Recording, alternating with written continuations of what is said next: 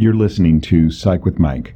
For more episodes or to connect with the show with comments, ideas, or to be a guest, go to www.psychwithmike.com. Follow the show on Twitter @PsychWithMike or like the Facebook page @PsychWithMike. Now, here's Psych with Mike. Welcome into the Psych with Mike Library. This is Dr. Michael Mahan, and I am here with Mr. Brett Newcomb. Hello, one more time. I'm sorry, did I interrupt? I was up on your line. Well, go ahead and introduce our guest. I brought a friend of mine with me today. Her name is Michelle Stieg, and she is a licensed professional counselor here in St. Louis who is so good that she hasn't accepted any new clients in 2 years.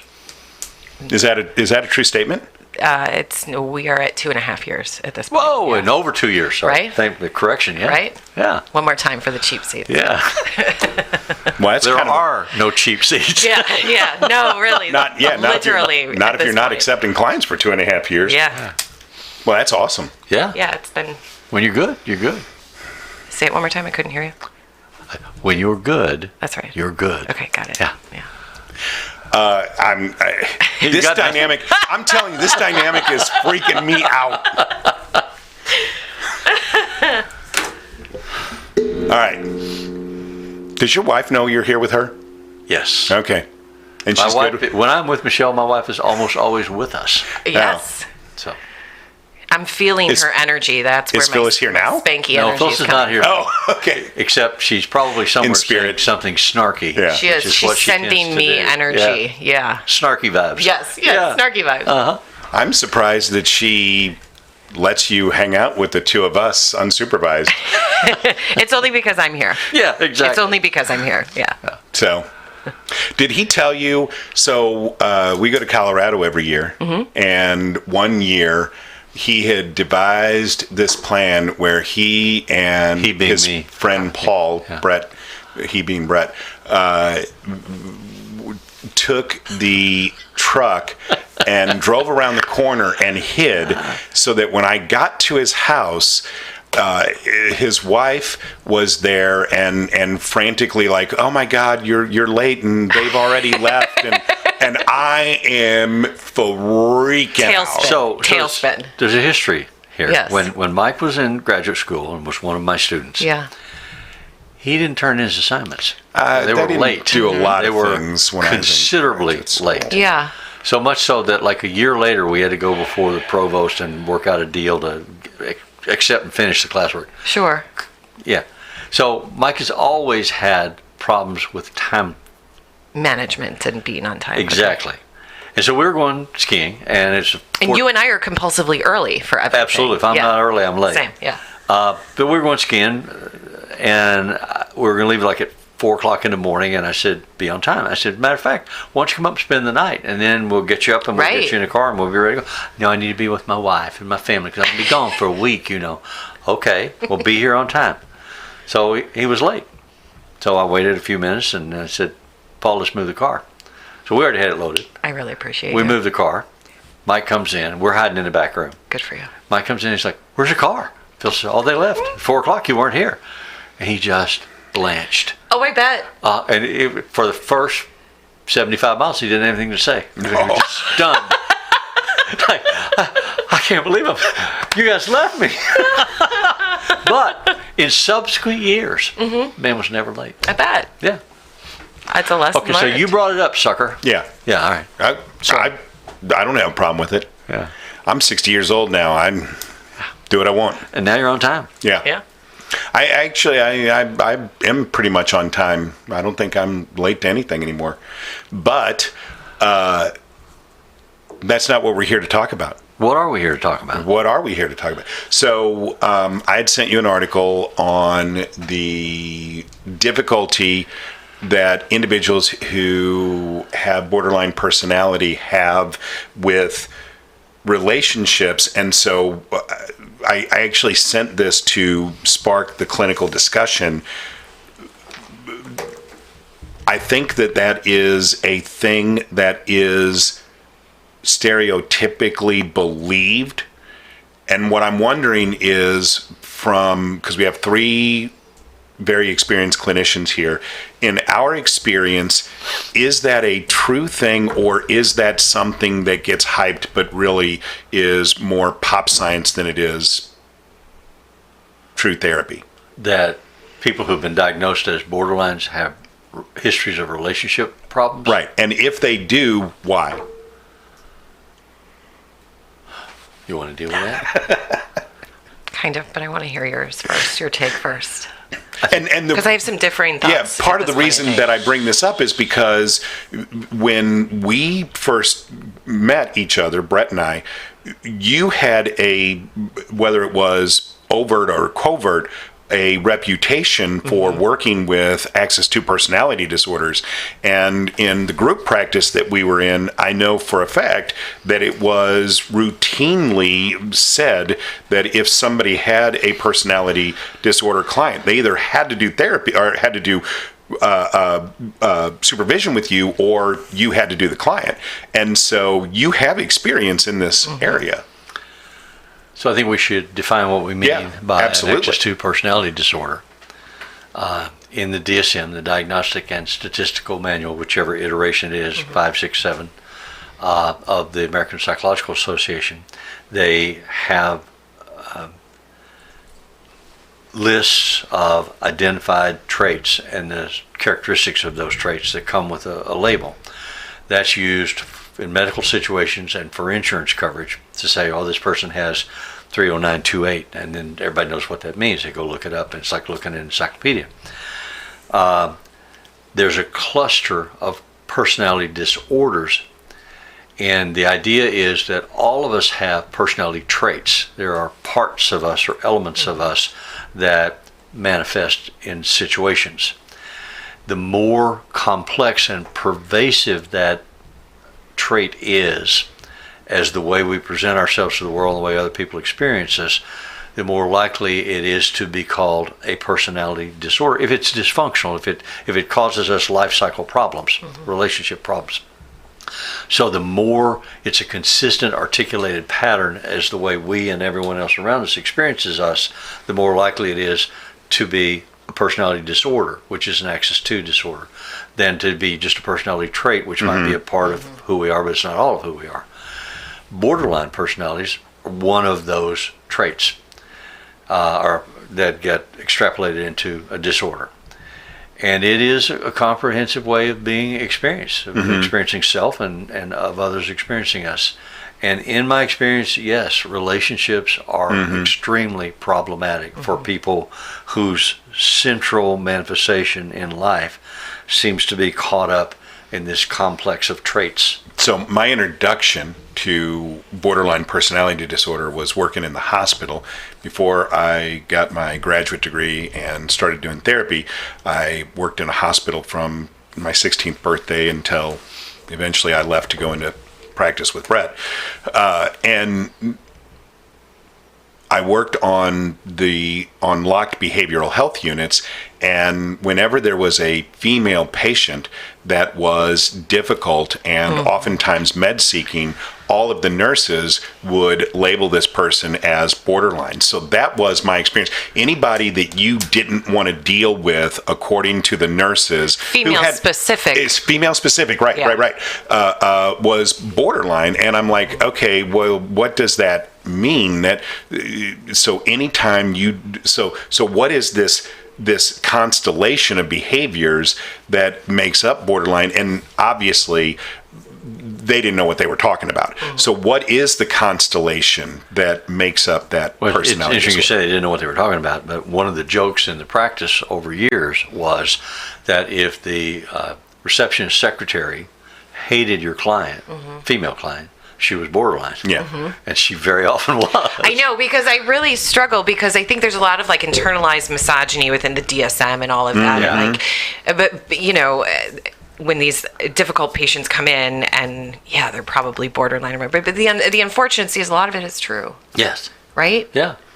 So it's a bit of a frustrating topic for me because Well, that's the whole idea of labeling is frustrating for me, Right, because the right. tendency then is to see the label, and you look up the description in the DSM, and you start trying to find, well, how does this fit? They have to Right. have 3 out of 5 or 5 out of 7, and do they have these? And okay, then they must have these others are just in the background. Let's find Right. them, and we spend all our time and energy trying to validate that Yes. in our thinking, and in our notes, and in our treatment plans, instead of being able to just see the person in the room the human and do the and- here and now stuff. Yes, and the trauma that has led them to being a borderline. I don't know. IFS really changed the way I see a lot of these, like, access to diagnoses, Yeah. things. And again, As it should. right. Yeah.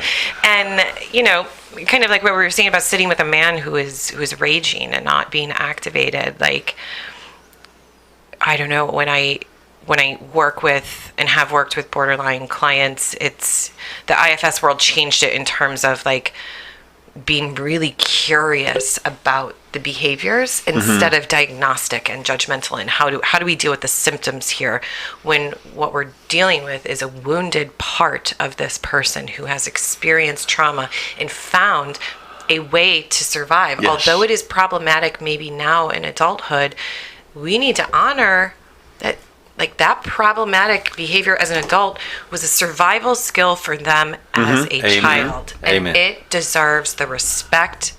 One of the fundamental lessons you have to learn if you're going to be a clinician is that all behaviors are in service of the self. Right. And so the challenge becomes, when behaviors are problematic in your life, how is that in service to you? What needs within you are being met by that Right. behavior? And so then we talk about emotional economics and cost-benefit ratios. Do you understand that particular behavioral pattern, whether it's emotional regulation, are you a sex addict? Are you an alcoholic? Are you a workaholic? How does that pay off for you? Right. And what does that cost you? And then these labels that come with negative or pejorative conceptualization, oh, you're borderline. How do those behaviors manifest? How do we identify them, as Mike Yeah. is asking? And how do they serve your needs? And is that the most effective, efficient, satisfying way to live? And if it's not, could we make some changes? And that's what therapy is about. Can we have these conversations where you're in a safe holding environment and you can explore and experiment with identifying the behavioral choices and emotional reactions that you have, understanding where they come from, what they cost you, how they pay, because often they're protective. Very. I behave in a way that makes you reject me, that protects me from caring about you Right. or having you make demands on me. And I can say, well, you rejected me. Can I examine that and say, would it be possible to behave in a way that doesn't require you to reject me? Right. What would that look like? And what would the cost of And that what would be it for feel you? like? Yeah. What would it cost me? Exactly. So when you do therapy with these people who have been labeled this way, those are the conversations that you try to have. Something that I learned so we talked in the last episode about like how I figured out how to play the game in my master's, right? Yeah. And my auditory listening skills, observation skills, and how most of my work is like a very sensory experience of just knowing when to push the gas, knowing when to downshift. It's very sensory for me. And at the beginning of my career, I was not very skillful in catching some of those cues that I might be working with a borderline client or whatever. What started to happen to me is my body would have a physiological reaction when I was in the presence of, and one day I just like put the puzzle pieces together that when you are with these, this person here, my body like would shut down. I'm smiling because I remember a few months back you called me Yes. about a client that you had, that you were suddenly having this epiphany. Right. That I'm dealing with this borderline situation. Right. Because the clinical issues were about boundaries. Right. And these people are so skilled Yes. at getting beyond or behind your boundaries. And I am a master of boundaries. having boundaries, right? yeah, Like it exactly. is like the foundation of what I teach with people, and she got me. You know, Yeah, she yeah. got me, and at the same time, well done. You know what I mean? So I had this conversation with Michelle, and I said, okay, you need to do this and this and this and this and this. And she said, I think you need to come out of retirement and take this client off. You're right. Just once. Just Gotta go. one. You know, just one. Just see Just one It'll person. fill your office, right? exactly.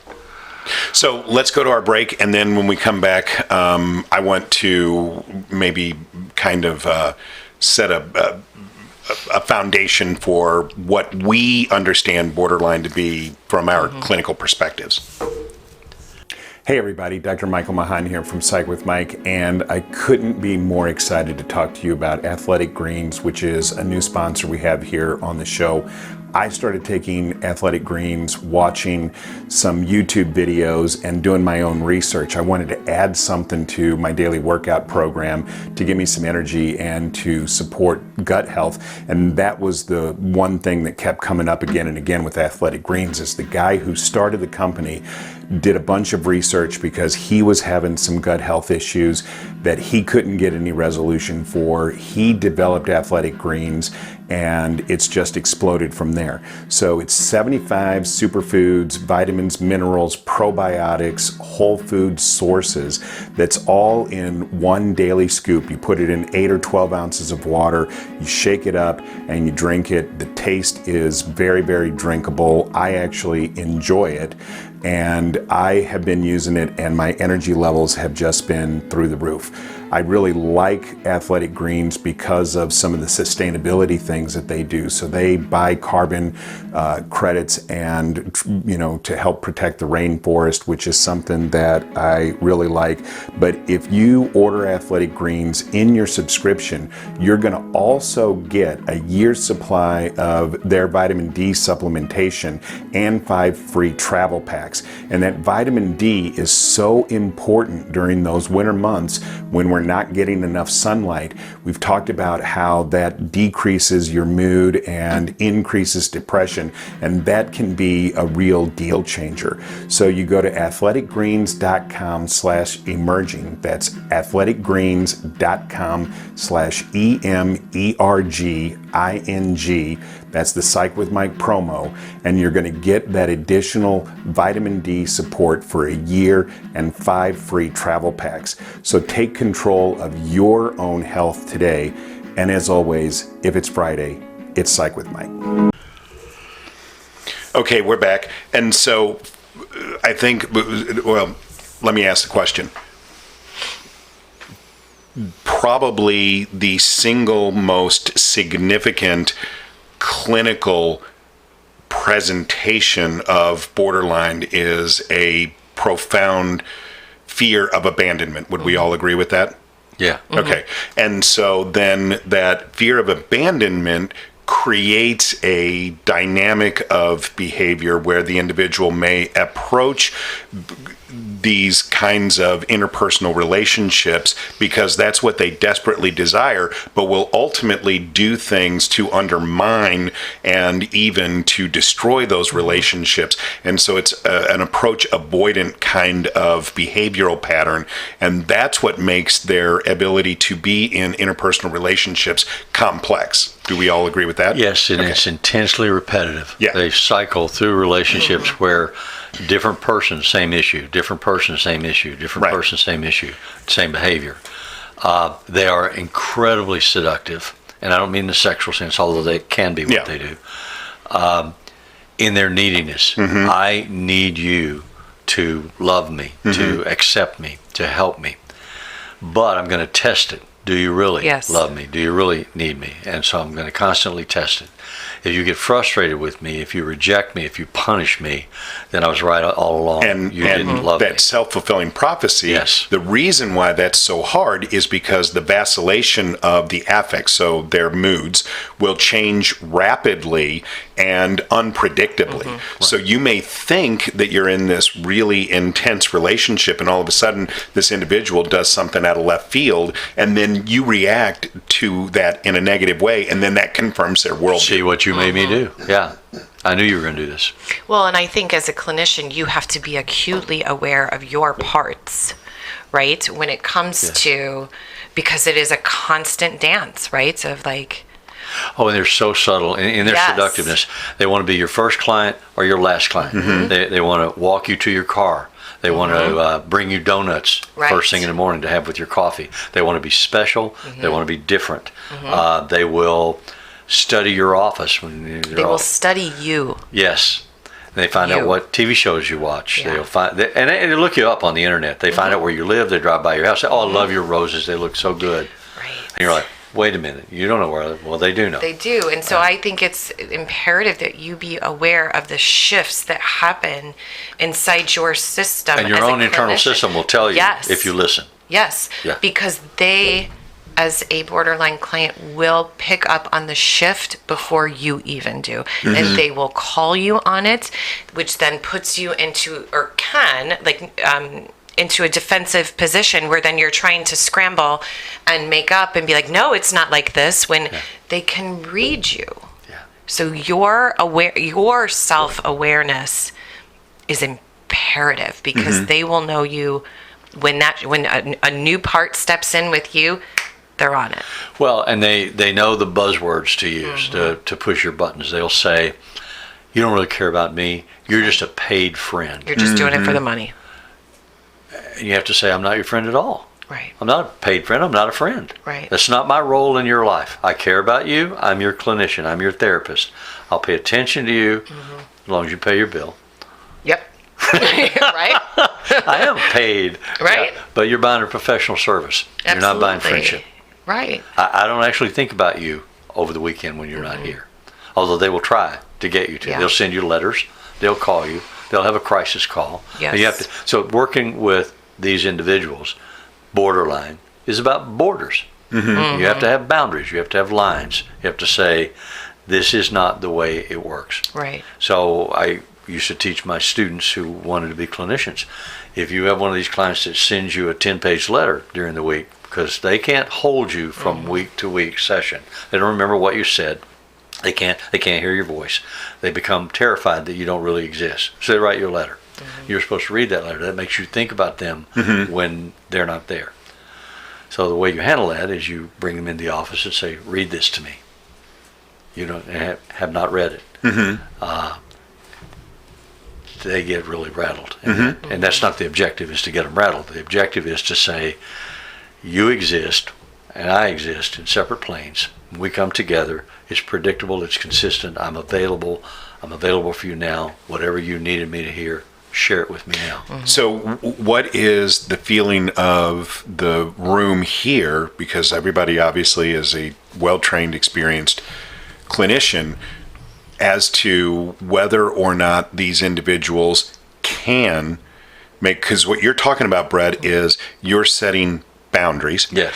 Can that individual then understand those boundaries, accommodate them? Can they move beyond the borderline kind of insecurity to have a secure interpersonal relationship? Okay. Theoretically, no. Okay. Most of them. Right. And from our training, so we grew up with the whole Kohut-Kernberg kind of access to understanding. And from our training, what we have been taught is that it would be extremely difficult for an individual who has this personality disorder to move past. They can learn compensatory behaviors. The theory is that you can provide benefit by doing supportive, expressive psychotherapy.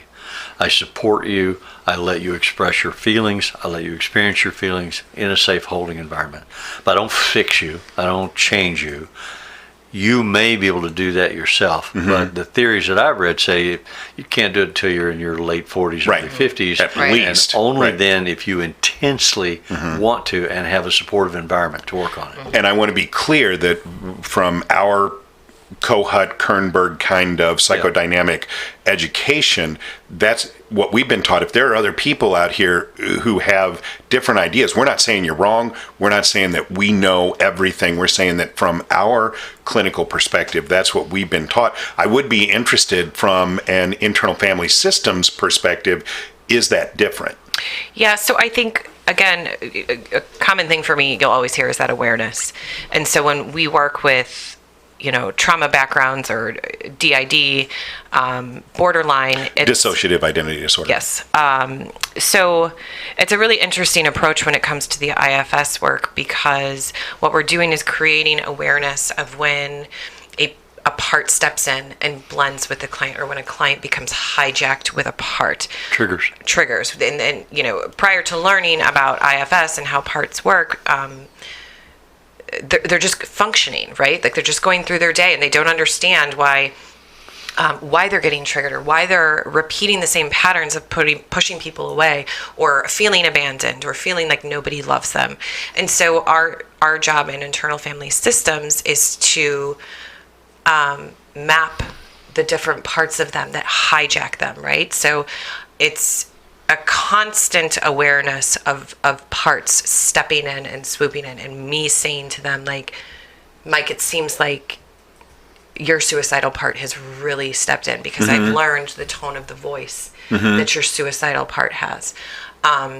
So then we work directly. Are you aware that part's here in the room Right? with us? Yeah. Probably talking with me. Yeah. It's here. Well, so from my Jungian perspective, that would be my animus part, and yes, I'm very aware of. But most clients aren't. Yeah. I mean, Right. and it's part of what you try by that invitation to awareness, which Yes. is what you were talking about in our first episode. You ask them to get in touch with that, and you're trusting your own radar. I Yes. am sensing it. I'm wondering if I'm getting that accurately. Are you aware of it? Can you feel it? But So when you teach them, when you map the parts, and then you work directly with the protective parts, and you understand, so we always say, like, all parts of us are welcome, because all parts' intentions are honorable. They show up in really messed up ways, though, sometimes. But their intention is honorable. Even suicide, even self-harm. That part gets to be here because its intention is honorable, and it loves and cares about you so much it'll do whatever it has to do to take care of you. Even kill you. Even kill you. Yeah. 100%. Because the only way for you to not be harmed in this way is to die Is to be taken out, which is the ultimate loving act as seen by this part. by that part. And so we teach people, because we're walking around fat, dumb, and happy. I don't know why I keep doing this. I don't know why I keep ending these relationships. And this is anybody who comes to therapy, right? And so when we map the parts and we learn the parts and we understand the intention of the part and the fear, I am afraid if I don't make Mike suicidal, X, Y, and Z can happen. So we learn their narrative. So then we learn how to negotiate, and we work with them, and we heal the trauma that's underneath the protective part, the trauma that part is protecting. So that extreme part of their personality, like a borderline, for example, that extreme part of their personality doesn't have to hijack them or get so activated, because we are working with the trauma that it's protecting. Does that make sense? Yes, it does. To me. Yeah, right. What I'm thinking is, though, again, the importance of not identifying a diagnosis and seeing a label. Correct. Seeing a person. And the awareness that there are traits that can become developed to the point that they take over the personality. And then you have a personality disorder. But lots of people have the traits. And so at different times when I'm out of balance, one trait is stronger for me than at other times. And if I come to therapy and they see this trait, I don't want them throwing a big whole label on me. Right. And because that's dangerous in a lot of different ways. Right. So I think clinicians need to be super tentative and cautious about access to labeling. Well, and I also would say, I mean, whether it's borderline or, I think women get diagnosed borderline, men get diagnosed narcissistic. And whether or not that's a different set of constellations or not, the truth is that there should be an even distribution of those disorders, right? So there should be just as many men who are borderline as there are women, even though there's a tendency to identify women that is something that has developed in the zeitgeist of the practitioners. It shouldn't be a real thing in the population. It's a flaw in our measuring. Yeah. And so that's, for me, that's why, because you taught us early, Brett, don't label people. There's no reason, unless they need to get reimbursement from from insurance. What value is there in the label? Well, and there's potentially a reason. If they're going to go to other therapists or be in the hospital, other professionals will, if you look at that label, have a certain data transfer to say, okay, I know what I'm dealing with. If it's an accurate label. As long as they don't have a bias, though. Yeah. Right? Because when I was in the hospital, like I said, every woman who was hard to get along with was borderline. Well, clearly that... Then I should be that wasn't then I clinical. should be borderline, don't you think? Because I'm pretty hard to get along with. Yeah, crickets. Oh, well, look at the time. I don't have a problem with this. So but obviously... I think you're more sociopathic, but... Actually, Oh, my that's gosh. fair. That's fair. Is that fair? Yeah, that's fair. Now we got to tell people what sociopathy is. No, we're not going to do that. So, what I'm hearing, though, from you, Michelle, is that your clinical perspective is much more optimistic about how these individuals could learn new adaptive behaviors than what Brett and I have been taught to believe. Ish. Yeah. So I'm more optimistic at the potential and the I think there's more potential for healing from this angle, from this model. And where we have always been taught that this is an age-related thing, like you have to be later in life to really approach these issues. From an IFS perspective, that age restriction wouldn't be a part of it, right? You could do that at 18 as well as you could do it at 58. Correct, but there's a part of me that does still buy into the age. Yeah. You know what I'm saying? Like, from a realistic standpoint. From what you've seen, I mean, people have to have. I think you have to have the life resources for experience. coping. The life, Yes, Yeah. exactly. Because otherwise, if you don't have the life experience, you don't have the perspective to understand. You sabotage more quickly. It's Yeah. an empty container, and Right. so. Well, and I think that the IFS standpoint allows for, if we're talking about like a cancer diagnosis, right? If we provide these therapeutics, it gives you a longer, better quality of life. Yeah. And IFS, I feel like, offers that in a sense when it comes to trauma and the personality disorder axis. Like, I think we can offer better quality of life throughout the lifespan if you learn this at a particular spot. Like, have the awareness, learn about the parts, and we can go in and heal specific traumatizing events so parts don't have to get so activated. And if nothing else, it gives you the opportunity to see the behavior in real time. Like when you say, oh, I see your self-destructive part has come in, well, now that individual can say, oh, okay, I see that. Exactly. Yeah. That's exactly it. So they can start to identify it within themselves, and when we can take it outside of the petri dish of the office. They can catch it possibly. I see that with all clients. Yeah. In terms of identifying the behavioral matrix that they experience, people that are dissociative, that have they have the ability to disconnect or go away, and if you're talking to them and you're trained, you can see them go away. You can see when we start to talk about grandpa, there's something shifts in their expression, in their eyes, sometimes in their bodies. They cross their legs or whatever.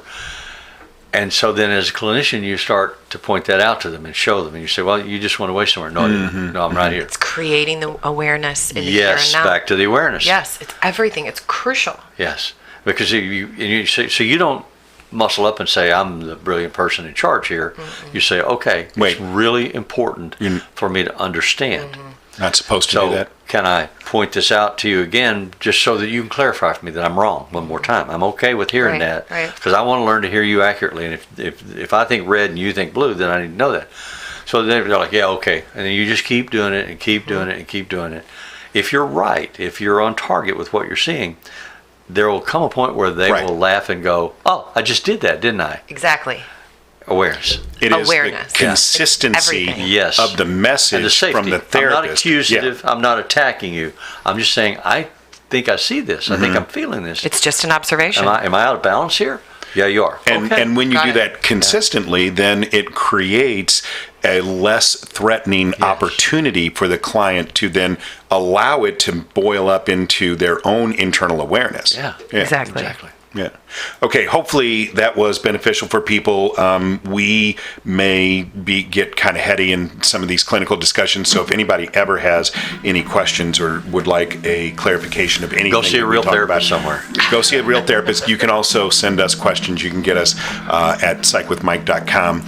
As always, the music that appears in Psych with Mike is written and performed by Mr. Benjamin DeClue. We are asking everybody, please, please, please go to the YouTubes, find Psych with Mike, and subscribe to the show. That is super beneficial for us. And as always, if it's Friday, it's Psych with Mike.